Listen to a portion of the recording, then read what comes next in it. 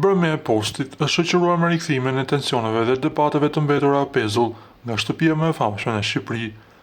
Gjatë spektaklit, vëmendjen kryesore e mori një video transmetuar në studio ku shfaqeshin deklaratat e mëparshme të bashkëshortes së Mirit.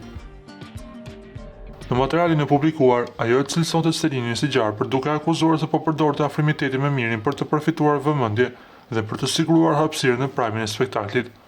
Pamjet sollën një moment të fortë në studio, por reagimi i Selinit ishte i papritur për tonin e qetë dhe të matur.